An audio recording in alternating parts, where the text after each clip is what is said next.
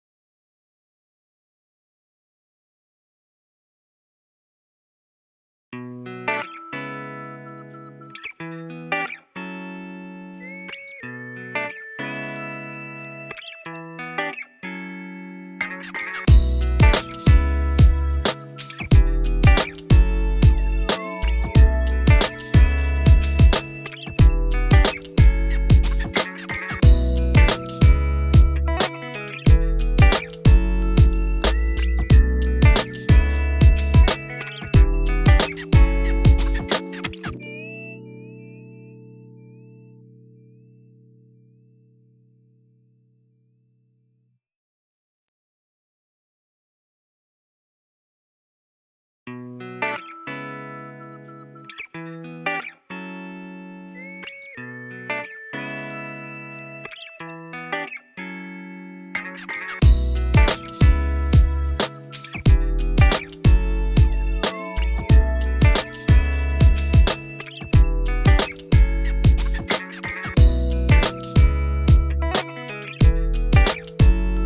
guess what? You're all done. Yeah, I love this top. I cannot wait to pair this top probably with some holy white jean and some cute little sandals, a nice little bag. I don't know, but I'll make sure I share how I style this on the Facebook group. If you're not a member of the Facebook group, please come and join us on the Facebook group at kCharles Couture. We look forward to seeing all your ideas, all your designs that you make.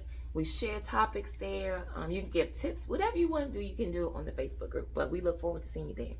If you have any questions or comments, go ahead and leave them down below in the comment section, and I'll make sure I get back to you. I'll try to answer them for you. Or you can send me an email at kcharlescouture@gmail.com. I look forward to seeing you all soon. I can't wait till the next tutorial. Peace.